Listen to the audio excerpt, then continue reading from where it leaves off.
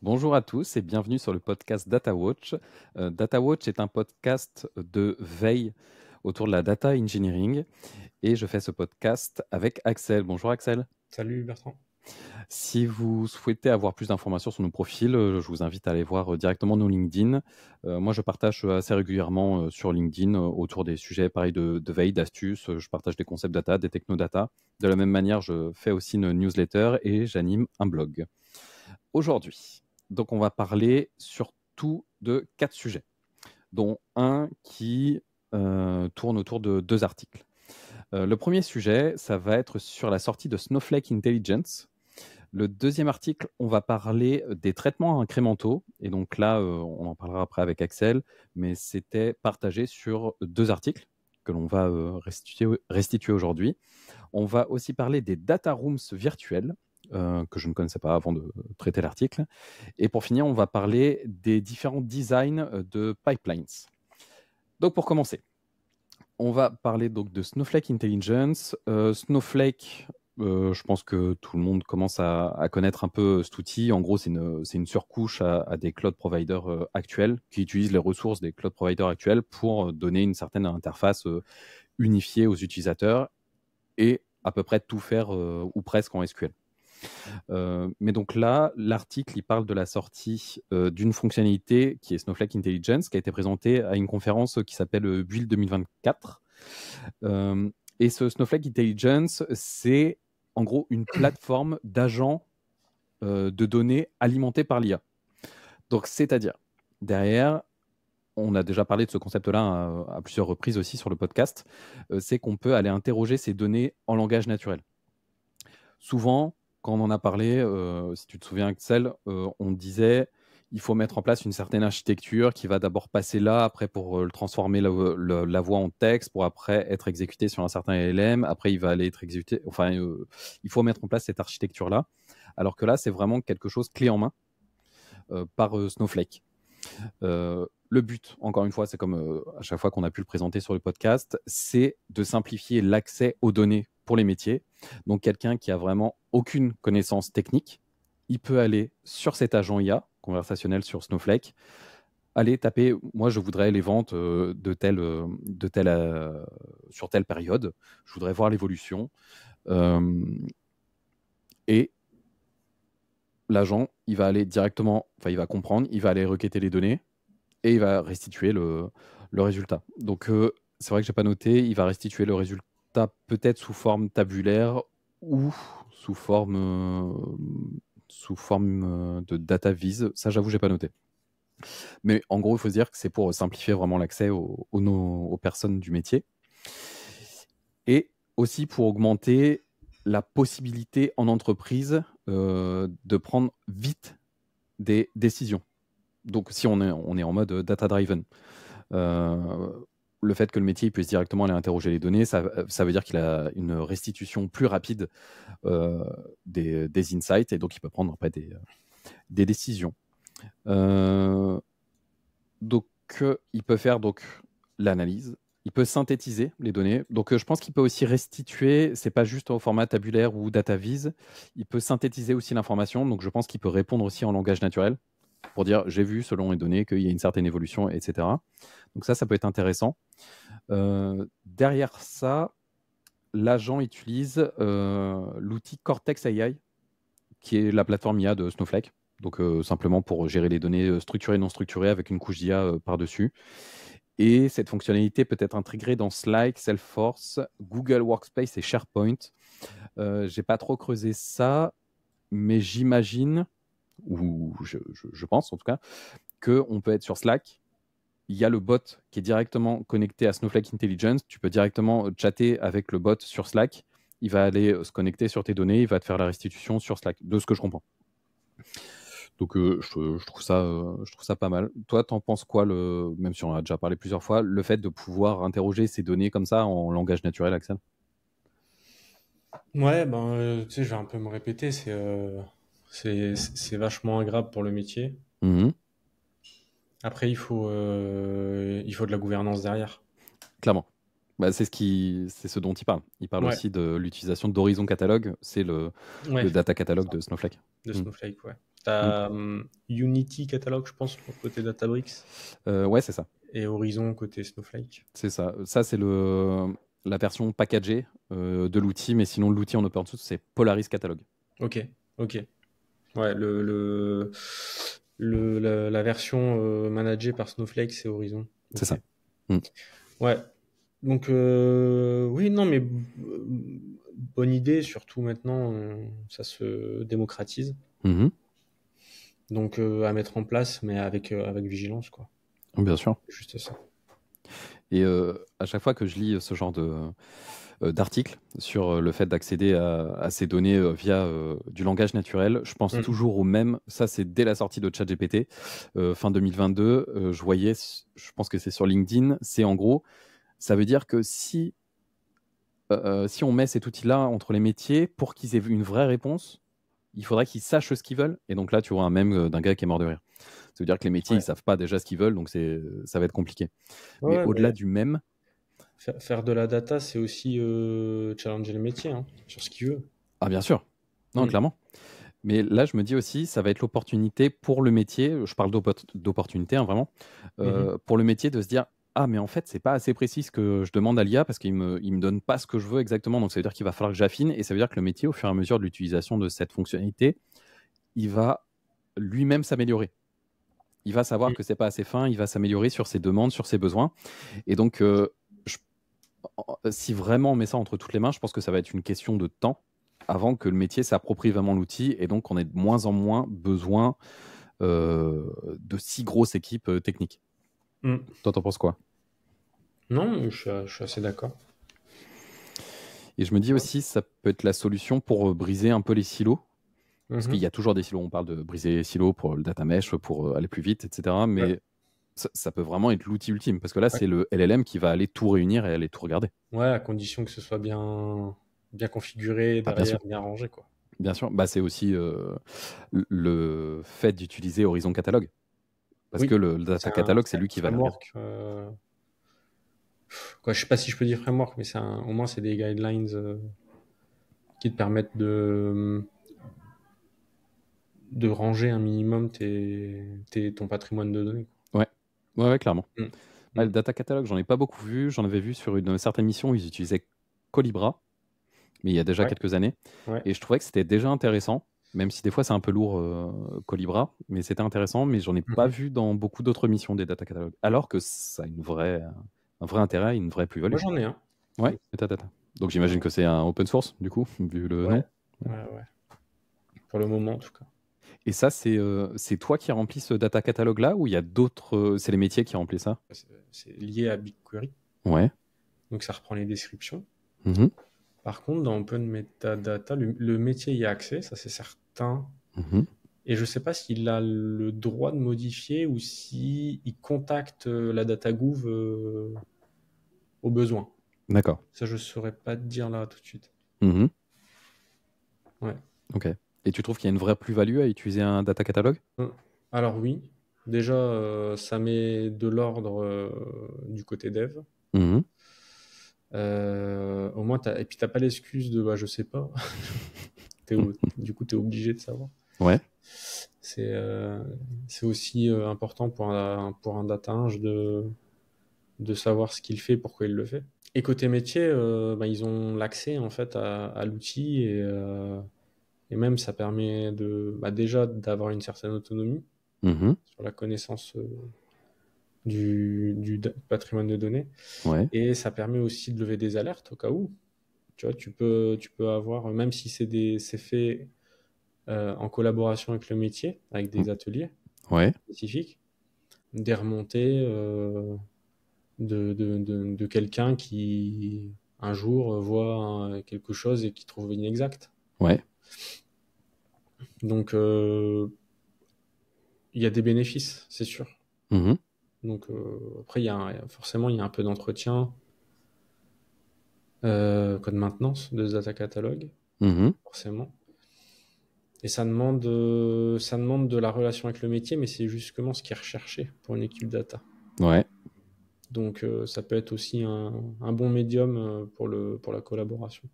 Je te propose d'enchaîner sur les traitements incrémentaux. Ouais, le gros morceau. Ouais. Ouais, parce qu'il y avait du coup 2 articles, part 1, part 2. Ouais. Alors, pour résumer, parce qu'on en a parlé un peu avant, Effectivement. pour être sûr d'avoir bien compris, tout part un peu d'une com un peu agressive de DuckDB, Mhm. qui dit que le big data est mort. Bon, DuckDB, je le rappelle, qui est un outil, un OLAP portable, Mhm. qui est spécialement fait pour le travail incrémental sur les données. Mhm. Et pourquoi il dit ça? Il s'appuie sur 2 papiers. Un papier j'ai oublié le nom. De Jack Van Non, non, Knightley? non, Non? non, de Pour... AWS, l'outil Redshift. Ah, ok. L'équipe de Redshift, Ok. en charge du produit Redshift chez AWS. Ouais. Et un autre papier de Snowflake qui disent qu'en fait, ils ont analysé leurs métadata et il y a beaucoup de requêtes qui sont faites sur des petits volumes de données Mhm. et sur des partitions récentes en fait. Ouais. Euh, donc pour eux, ça valide un phénomène d'un besoin de traitement incrémental. Donc, pourquoi travailler en incrémental? Il y a des avantages. Tu traites moins de données, donc tu as moins de coûts de compute. Tu peux mettre à jour plus fréquemment tes données. Dans l'article, il parle de technologies différentes. Tu as les OLAP. Mhm. Donc, les plus connus, on peut parler de BigQuery, mais tu as des OLAP comme DuckDB aujourd'hui. Euh, Alors, il parle de DBT, même si c'est pas un OLAP, mais c'est un framework sur de l'OLAP qui permet de faire du traitement incrémental. Ouais. Tu as les Databricks DLT. Tu as du streaming aussi avec Flink. Mhm. Il parle de Materialize aussi, que je connaissais pas, Je connaissais pas non plus. Ouais. qui, qui permet de faire de l'incrémental. Donc, par exemple, un outil comme DBT te permet de faire de l'incrémental à l'heure. C'est Mhm. ce qu'on avait dit dans un podcast précédent. Et donc, tu peux avoir des dashboards, par exemple, qui se mettent à jour toutes les heures, et c'est appréciable. Donc, Mhm. il y a un paradoxe qui est connu, donc, que j'avais peut-être déjà vu, mais que j'avais plus en tête, c'est le paradoxe de Jevons, qui s'applique au traitement des données. Et en fait, même si sur le papier, ça permet d'avoir moins de coûts, de traiter moins de données, etc., en fait, cette efficacité des traitements incrémentaux, euh, alors pas intuitivement, mais ça fait augmenter la consommation globale parce que on va en abuser Ouais, ça va ouvrir les usages. ouais, voilà, de ces Ouais. nouvelles possibilités, de ces nouveaux usages. Forcément, tu as des tableaux de bord plus réactifs, des rapports plus rapides. Donc, l'utilisation de ces données analytiques va croître en réalité. Mhm. Après, il parle d'une trajectoire de collision. C'est un peu la partie de l'article où moi, j'ai senti que j'étais pas en maîtrise totale. D'accord. Euh, Pourquoi? Parce que je fais de l'incrémental classique, je dirais. Je pense comme toi, Ouais. où on a un gros OLAP type BigQuery et on fait du traitement incrémental, mais en batch quotidien. Ouais, c'est ça, où tu prends les nouvelles données. C'est ça, où tu prends les données en delta, on Mhm. appelle ça, Mhm. et pas en full. Donc on ne recalcule pas évidemment toute la donnée qu'il y a dans la table. Mhm. Parce qu'imaginez si on a une table de 3 milliards de lignes, on va pas se faire ça tous les jours. Ah, clairement pas. On va Après, se- ça me fait penser que chez un client, tous Mhm. les jours, sur une certaine table, il y a 2 milliards de lignes qui arrivent En delta. en delta. Ok. Mhm. Ça Ok. arrive des fois, mais c'est pas la majorité. Et de ce que je comprends, c'est que le traitement en delta qu'on peut faire, nous, c'est pas ce qu'il appelle le traitement incrémental. Effectivement, c'est Pour ce le- que j'ai compris. Ouais, c'est ce dont on a parlé un peu avant. Mhm. Je pense que le traitement incrémental pour lui, c'est de la haute fréquence, donc soit du micro-batch, par exemple toutes les demi-heures ou toutes les heures, Mhm. soit du streaming. Ouais. Et en fait, il y a des enjeux en termes de fiabilité, d'exactitude, de fraîcheur. Mhm. C'est plus complexe de traiter X batch ou message si on fait du streaming dans la journée que juste le matin arriver et regarder la chaîne de nuit. Ouais. Et notamment aussi en termes de tests. Sur une chaîne, je dirais, classique en delta, tu peux plus voir venir en termes de data quality et de data observability. Ouais. Et tu as plus le temps, en fait, de gérer ton pipeline. Alors, ce qu'il dit, c'est que tout ça, c'est bien, l'incrémental, mais par contre, il y a beaucoup d'ajustements au niveau de l'organisation à faire. C'est pas du tout que technique. Mhm. Et c'est ce dont il va parler dans la deuxième partie. Donc là, dans la partie 1, il a expliqué les tenants et les aboutissants de passer en incrémental. Mais dans la deuxième partie, il dit, par contre, il faut repenser l'architecture, pas que technique, mais organisationnelle. Et juste avant de parler justement de l'organisation, Mhm. par rapport à la data quality, c'est vrai qu'il faut se dire que si on est par exemple en streaming, ou comme tu le disais, vraiment à faible latence, c'est clair Ouais, que s'il y a une anomalie qui passe, elle peut être très vite répercutée en cascade sur tout le reste de la chaîne. ouais, exactement. Et donc ça peut tout polluer d'un coup. Exactement. Donc si tu as ton data product que tu gères distille de la mauvaise donnée Ouais.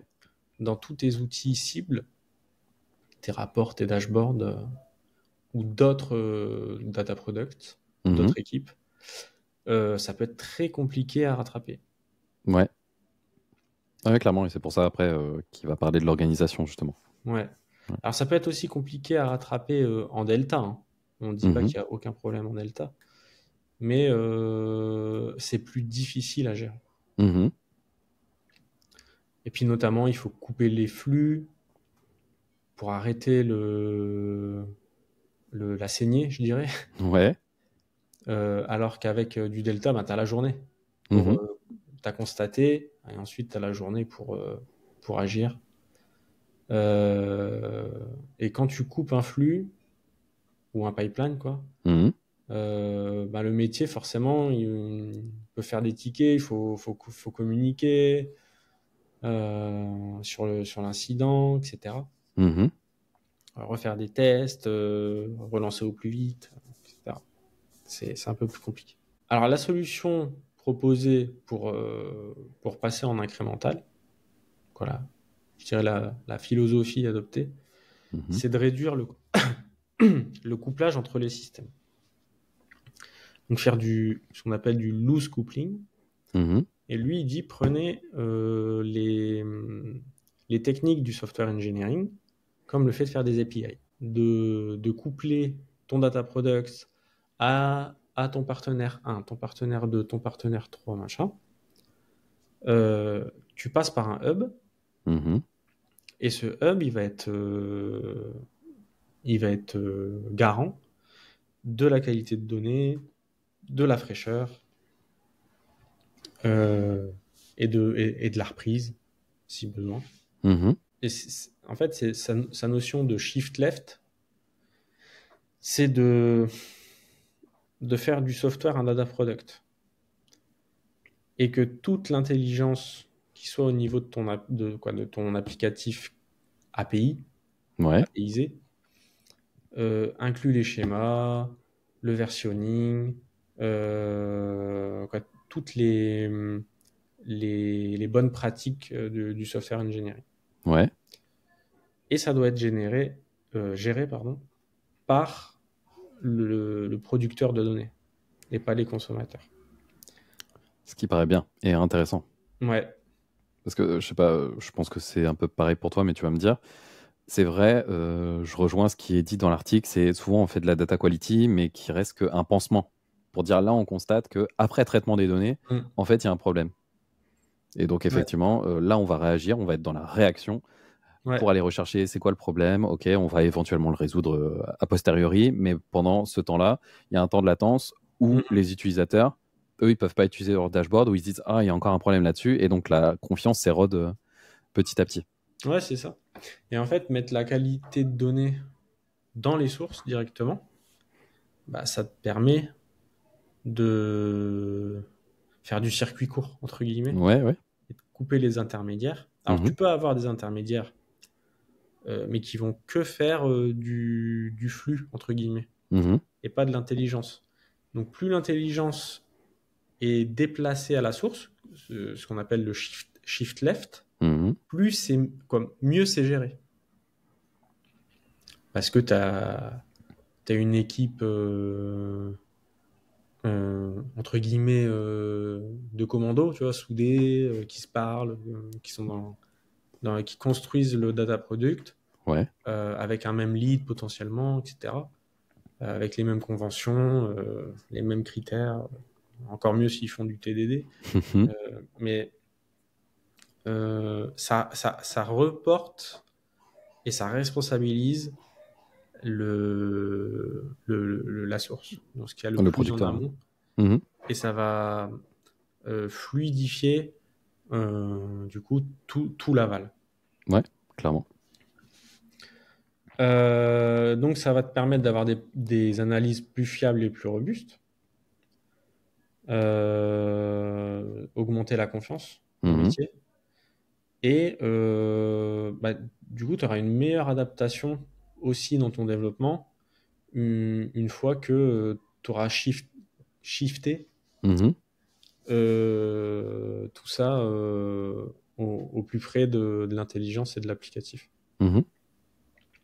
Et derrière ça aussi, il y a une notion, je crois pas que c'était explicité dans l'article, Ouais. mais derrière le data product, il parle aussi de data contract. Oui, bah, c'est un peu la notion de schéma, d'évolution contrôlée. C'est ça, de Mm. versionning. Ouais, Ça, c'est ouais, c'est ouais, vraiment top, la partie versionning, parce que ouais, le versionning, ça garantit que si tu es abonné à une version, la version 1 de ton produit, ouais. même s'il y a une version 2 qui est actuellement en production, tu peux continuer à utiliser la version 1 sans impact. Et après, tu peux prendre le temps pour te brancher sur une version 2.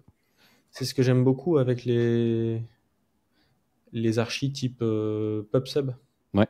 Quand tu publish and subscribe, oui, tu peux être abonné à un schéma que tu sais qui va évoluer. Et en fait, tu changeras de souscription au moment voulu. Ouais, Mais ça n'empêche pas le bon fonctionnement. Très adaptable. clairement. Et donc, ouais, c'est vrai que je trouve ça intéressant parce que derrière ça, il parle aussi de collaboration donc, entre les équipes applicatives, donc les producteurs de données Mm. et la data, ceux qui sont après. Ouais. Euh, mais de ce que je comprends, c'est que les équipes data seraient intégrées directement dans l'applicatif. Donc, en mode Ouais. peut-être squad ou quelque chose comme ça. Et donc, Ouais, ouais. effectivement, là, ça permet de travailler vraiment main dans la main pour avoir quelque chose qui fonctionne tout le temps et que ça soit cohérent avec les évolutions. Mais tu vois, pour moi, euh, je me dis pas CTO ou Head of Data, Mhm. mais ce que je pense qui marche le mieux, c'est d'avoir un data engineer et un data analyst dans chaque équipe software, Mhm. avec potentiellement un rattachement à une équipe data platform où eux, ils sont très tech Ouais. et où ils ont moins cette notion d'intelligence applicative par métier ou par domaine. Mhm. Et comme ça te permet d'inclure ta notion data. Euh, donc, tu sais, beaucoup d'SQL avec des dimensions, penser à déjà à avoir un applicatif qui permette de faire du dashboard, quoi. Ouais, ouais, je vois. Et ça permet d'avoir des collabs plus polyvalents, plus complets. Mhm. Mm. Ouais, clairement. Bien, merci Axel pour ces deux articles. Tu avais quelque Ouais. chose à rajouter sur les articles? Non, non, non. Non? Je pense avoir bien résumé. Ouais. Après, pourquoi pas commencer un flux en incrémental. Mhm.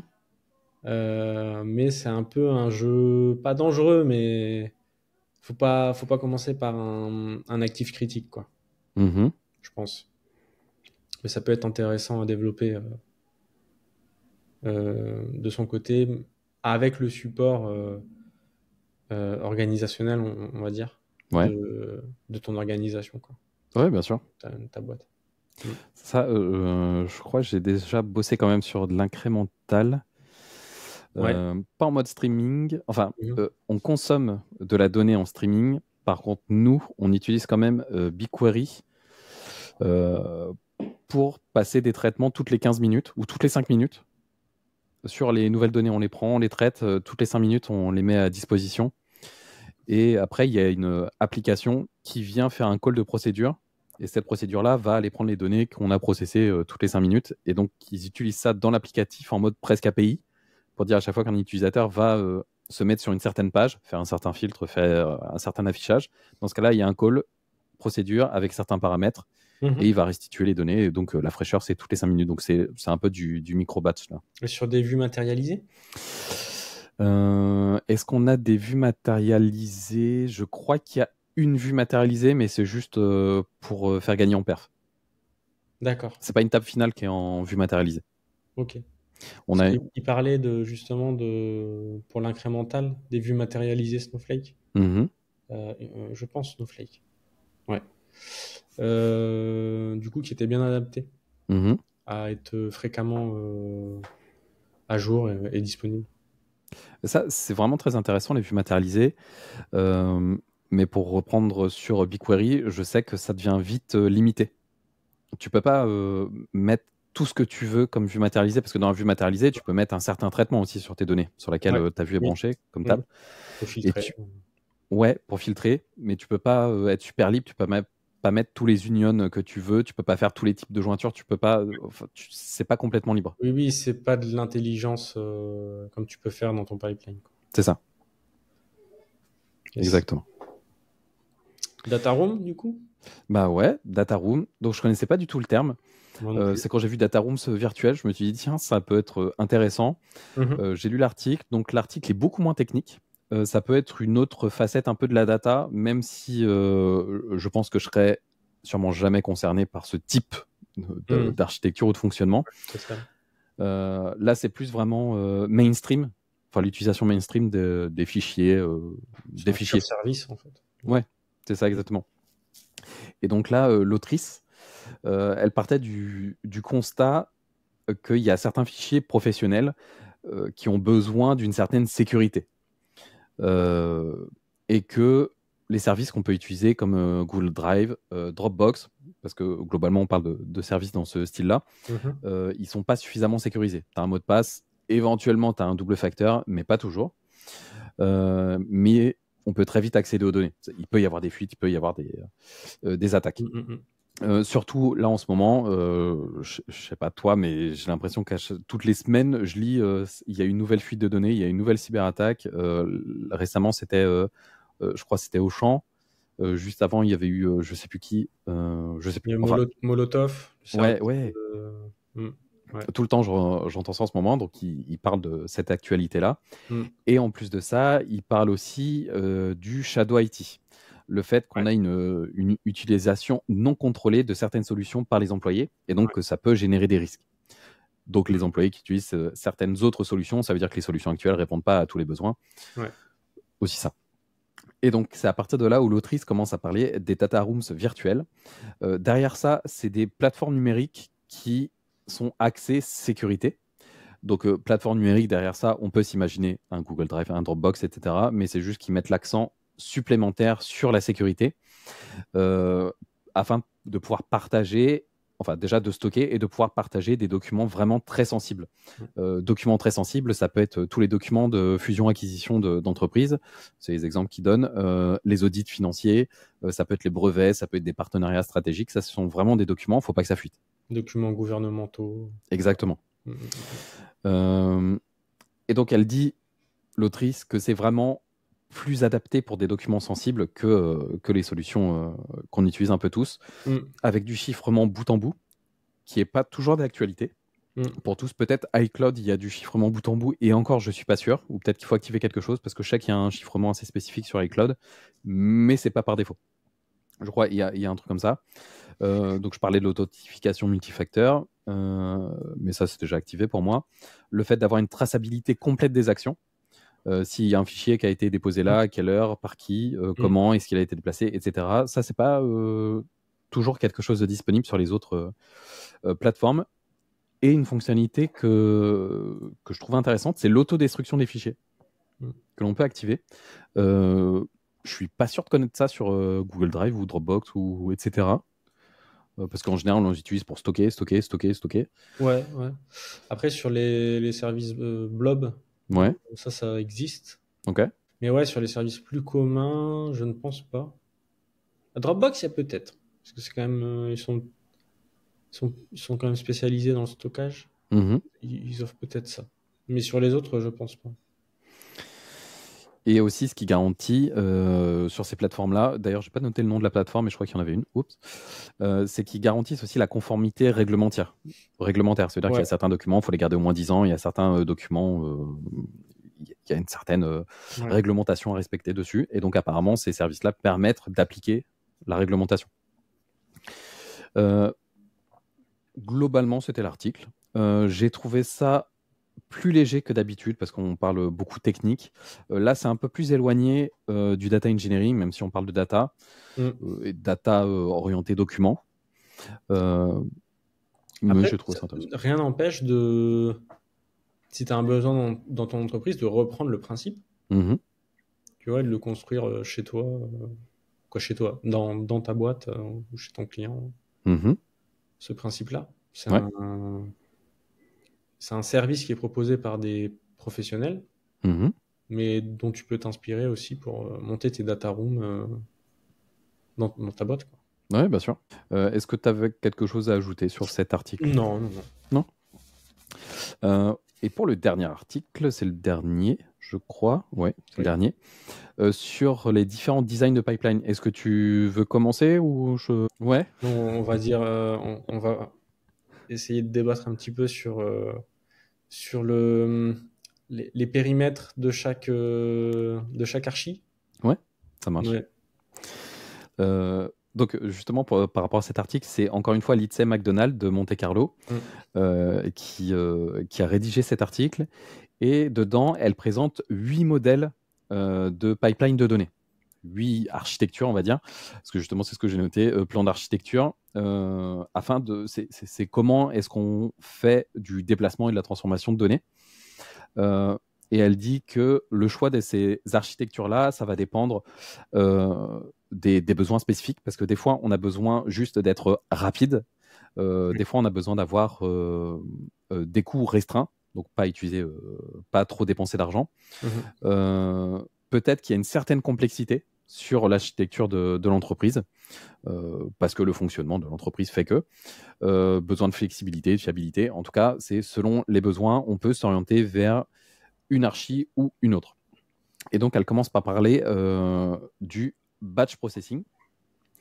Le batch processing, on en parlait un peu tout à l'heure, c'est le fait vraiment de pouvoir traiter sa donnée par lot ou par grosse quantité de données.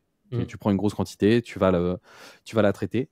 Ce qui peut être plus économique, surtout dans des bases de données orientées vraiment colonnes où le regroupement, ça reste quelque chose d'adapté et pas si coûtant. Je ne sais pas si ça se dit coûteux que ça.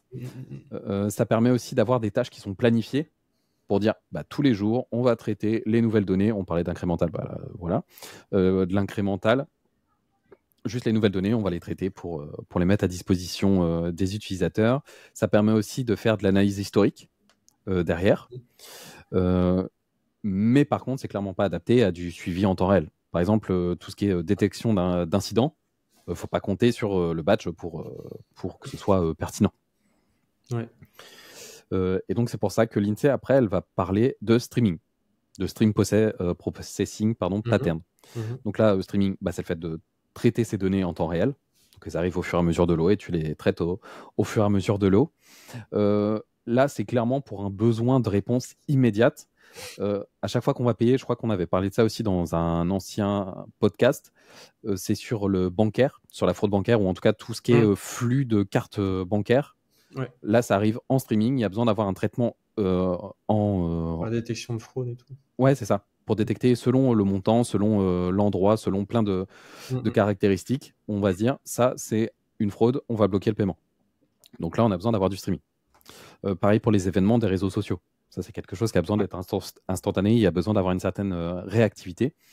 Et donc, ça va servir aussi pour avoir des insights en temps réel. Donc, avoir derrière des tableaux de bord qui sont mis à jour en temps réel pour suivi éventuellement des ventes de la journée sur un magasin, par exemple. Mais par contre, ça peut être coûteux parce que ce type d'architecture, ça doit fonctionner tout le temps. Il n'y a pas tu l'actives une fois par jour à telle heure pour traiter, après tu l'éteins. Vous savez, c'est fini, tu as juste le stockage de la donnée finale, enfin d'entrée et donnée finale qui va coûter. Là, tu as besoin d'avoir ça tout le temps allumé. Est-ce que déjà tu avais quelque chose à rajouter sur ces deux types de... On est parti sur les deux plus faciles, on va dire. Ouais, c'est les plus communes. C'est souvent... Ouais. Alors, c'est les deux grands... c'est les deux flux de données, en fait. Ouais. En batch ou en stream. Exactement. Et après, on va voir que... On va faire des cocktails. Du coup, tu enchaînes sur Lambda. Bah ouais. Lambda, que je connaissais pas. D'ailleurs, les deux prochains, Lambda, Kappa, je connaissais pas. Ouais. Mais ouais, c'est du mix. Une architecture Lambda, elle veut combiner en fait ces deux modes de fonctionnement, que ce soit du batch, du streaming. Donc ça veut dire qu'elle veut mettre à disposition de l'analyste en réel, mais en même temps d'avoir des données qui sont quand même nettoyées et agrégées. Ouais. Derrière, c'est le concept. Mais par contre, tu as vraiment deux gestions distinctes de ça. Ça veut dire qu'il faut quand même que tu gères les deux, et donc ça peut être complexe à gérer les deux systèmes en parallèle. Mais par exemple, je crois que c'était dans l'article qui a donné cet exemple-là, les applications de streaming musical, donc on parle de Spotify par exemple, là il y a besoin d'avoir de la recommandation immédiate pour les utilisateurs, selon leur écoute. Mais à côté de ça, il peut y avoir aussi besoin d'avoir un rapport historique des utilisateurs, pour dire certainement le nombre d'écoutes, bref, qui vont alimenter d'autres besoins métiers. C'est ça, exactement. Ouais. Donc il y a des besoins spécifiques pour du streaming et pour du batch. Ouais. Et donc il faut retenir que la complexité, c'est vraiment d'avoir deux systèmes à gérer, batch, streaming. Et c'est ce qui amène à Kappa, l'architecture Kappa. Derrière ça, c'est la simplification de l'architecture lambda en se focus uniquement sur le streaming. Ouais. Et donc derrière, tu n'as plus besoin de gérer deux systèmes en parallèle, donc avec le batch, le streaming. Là, tu te concentres directement que sur le streaming. Donc ça simplifie, même si le streaming, c'est pas toujours ce qu'il y a de plus facile non plus, mais en tout cas, tu te concentres que sur un style de système à gérer. Et ce qui apporte aussi, c'est d'avoir une capacité de reprise d'historique. Parce que c'est vrai qu'en streaming, c'est pas toujours évident parce que tu vas consommer les nouvelles données, les événements qui vont arriver. Par contre, s'il y a eu un problème sur ces données-là, comment tu fais une reprise d'historique sur ces données? Parce que, sauf si le système de streaming garde en mémoire tout ça, ça peut être le cas. Kafka, je crois tu peux lui donner une certaine période de cache, entre guillemets. Ouais. Mais tous les systèmes font pas ça. Ça veut dire que tu consommes, il n'y a plus de messages. Je crois qu'il y avait un package Python, je ne sais plus comment ça s'appelle, justement qui fait ça. Il y a un message qui est dans la queue, tu le consommes, il disparaît. Donc là, pour la reprise d'histo, ça peut être compliqué. Mais en tout cas, l'architecture Kappa promet de pouvoir faire de la reprise d'histo. Mais l'INSEE dit que ça peut être possiblement limité pour des analyses vraiment très lourdes, de toujours faire en streaming. Parce que là, c'est là tout l'intérêt du batch, d'avoir des gros volumes à agréger, des grosses analyses à faire sur les données, qui sont potentiellement pas adaptées pour ce type d'architecture. Toi, t'en penses quoi, ces deux architectures? Le lambda, ce que j'aime bien, c'est que ça te permet toujours d'avoir ton batch Mhm. qui tourne, même si ton streaming te pose des problèmes. Mhm. Sur Kappa, je sais pas ce que tu en penses, mais au niveau de la maintenance, quand tu fais que du streaming, après, moi, je suis pas un gros utilisateur de services de streaming, Mhm. de produits de streaming, mais en tout cas, à première vue, le lambda me rassure plus. D'accord. Parce que la partie log storage dans Kappa, ça te permet d'avoir des milestones, Mhm. Des étapes, des points d'étape. ouais, je sais plus comment on dit. Bah, je perds mon français, je sais plus. Derrière milestone, c'est des sprints. Enfin, si tu adaptes Non, ça. mais c'est des photos Ah, arrêtées d'accord. toutes les heures ou toutes les 6, 8 heures. Mhm. C'est ça la sécurité dans Kappa. Par contre, tu vas jamais réconcilier potentiellement, vu qu'avec la lambda, tu fais un Y, Mhm. batch et stream. Tu peux même faire de la réconciliation de données une fois par jour et potentiellement voir que tu as un petit écart de données Mhm. entre ton batch et ton stream. C'est ce qui peut être fait côté lambda. Kappa, c'est celle que je connais le moins. Ouais. Honnêtement, même si j'en entends pas mal parler. Ok. T'avais déjà entendu parler avant? Ouais, Ok. ouais, moi je suis Zach Wilson sur LinkedIn. D'accord. C'est un data eng qui a travaillé chez Netflix et Airbnb. Zach Wilson. D'accord. Ouais, Zach Wilson. Mhm. Et Zachary, je pense, de son vrai prénom. D'accord. Il parlait pas mal de ça. Parce que vu qu'il traite énormément de volume, c'est les deux archis qu'il utilisait le plus. Ok. Mm. Ok, ça marche. Ouais, je vois un Zach. Ok, je regarderai après aussi. Ça marche. Mais du coup, l'architecture Kappa, c'est vrai que on peut se dire que on met ça en place, on fonctionne en full streaming, mais par contre, il faudra quand même, à certains cas, rajouter du batch par-dessus. De ce que je comprends quand même. Ouais, j'ai l'impression qu'il fonctionne pas comme ça, quoi, sur Non? Kappa. C'est pas dans le principe de rajouter du batch. Parce que, par exemple, si jamais on fait donc du Kappa en streaming, on va dire sur des données de stock, donc Ouais. sur vraiment des entreprises de grande distribution avec beaucoup de produits proposés, avec beaucoup de magasins, tu peux vite avoir plusieurs milliards de données qui arrivent tous les jours. Donc on va dire ça arrive en streaming, ok, Ouais. pas de problème. Mais si jamais tu veux faire une consolidation à côté pour dire, alors tu veux une valeur de stock, une vision valeur de stock de tous les magasins, une valeur de stock sur Mhm. toute la France ou par territoire, etc. Agréger des milliards de lignes, ça peut être compliqué avec le mode Kappa. Mais je pense que, tu sais, alors tu stockes tes messages Ouais. dans un central log, Mhm. et du coup, je pense que depuis ce central log qui historise, tu peux envoyer ça dans un data product type plus classique Ok. euh, qui fait de l'ETL ou de l'ELT, j'en sais rien. Et Et d'ailleurs, qui va donner et fournir justement la couche dashboard, etc. ok. Et d'ailleurs, en disant là, je sais que Kafka, je crois qu'on en avait parlé encore une fois dans un podcast, je Mhm. crois qu'il a une certaine fonctionnalité qui permet d'agréger les données au fur et à mesure. Euh, Sur des dimensions? ouais, D'accord. je crois qu'il y a un truc comme ça, où tu peux dire, en fait, cette donnée-là, Ouais. tu vas cumuler dans une sorte de variable. tu vas accumuler à chaque fois que tu en reçois, etc. Tu peux lui donner une dimension pour chaque jour. En fait, tu vas cumuler. Quand tu arrives un autre jour, bah, tu vas accumuler sur un autre jour. Et après, il peut te restituer ça. Ça, je sais que tu peux faire ça avec Beam, Oh, ok. qui est un framework. C'est chez Google, c'est Dataflow. Dataflow, Mm. où tu peux faire des P-transforms, etc. Mhm. Donc effectivement, déjà commencer à traiter de la donnée, quoi.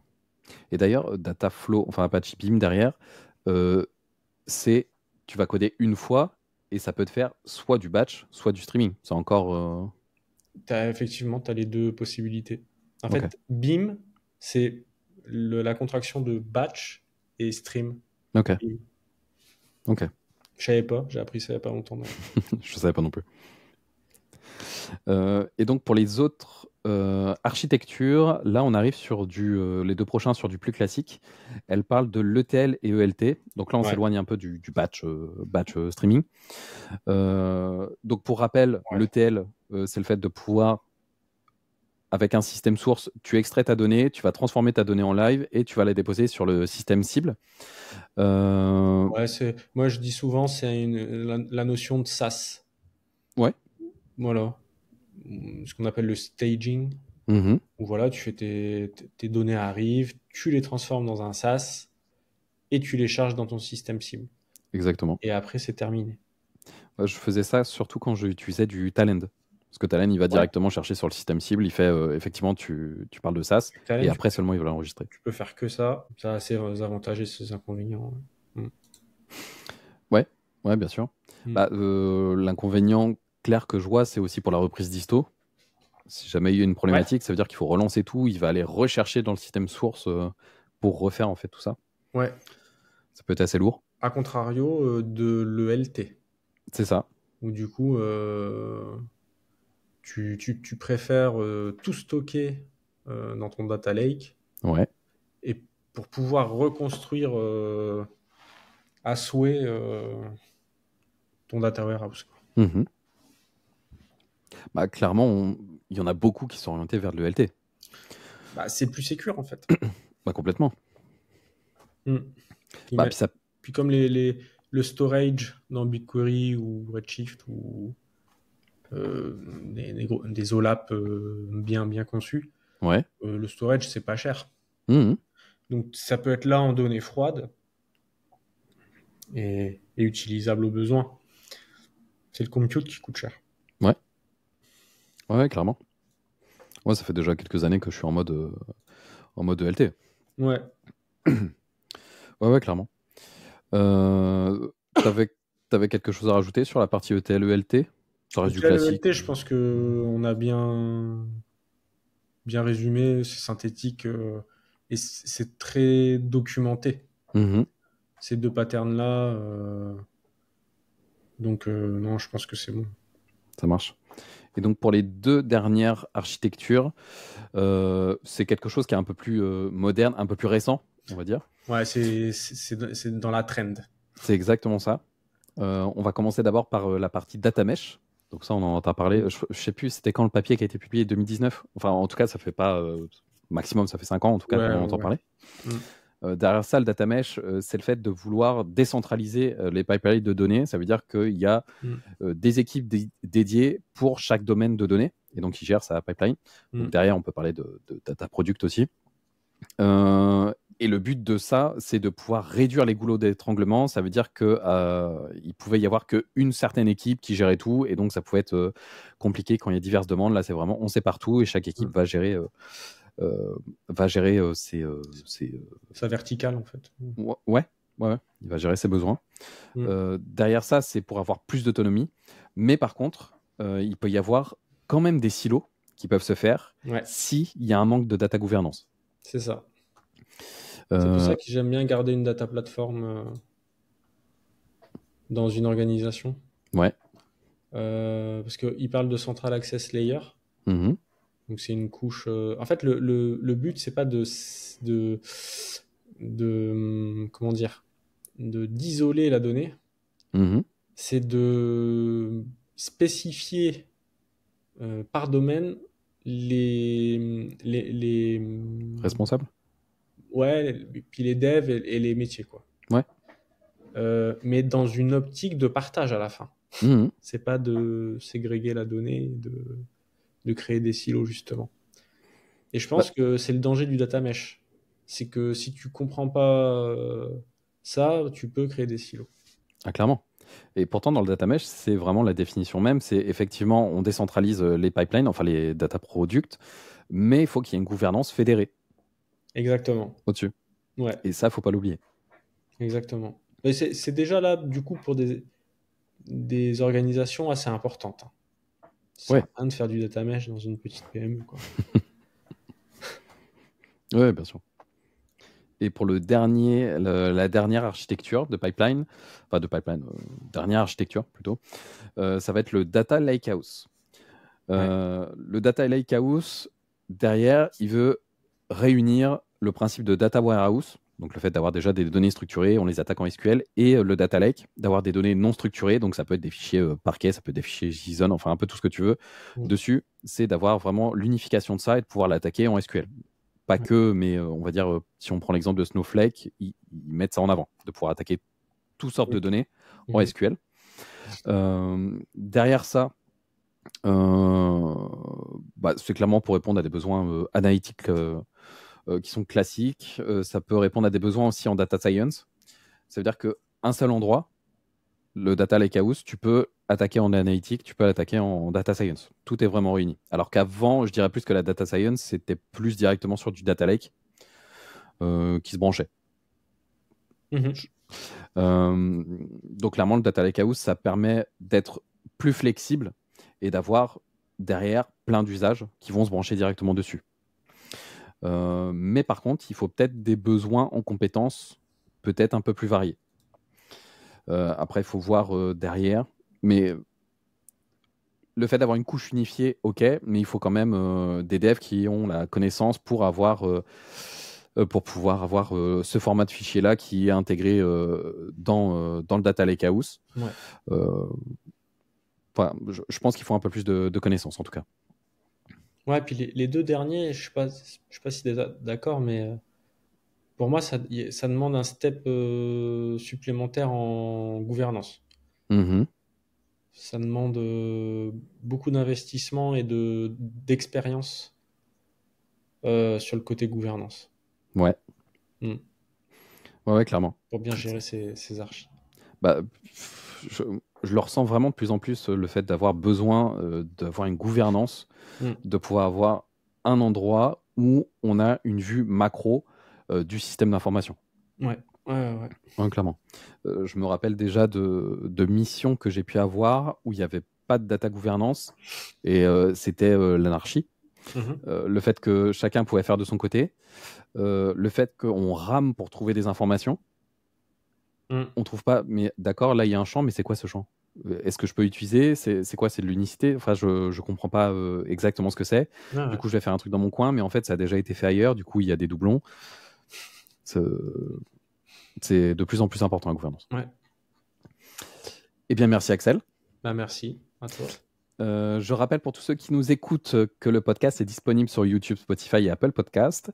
Si vous avez apprécié l'épisode, je vous invite à mettre une bonne notation sur la plateforme d'écoute sur laquelle vous êtes. Et vous pouvez mettre aussi des commentaires si vous souhaitez approfondir certains sujets avec nous. Encore merci Axel, et puis je te dis à la semaine prochaine. Ouais, salut, à la semaine prochaine. Au revoir à tous.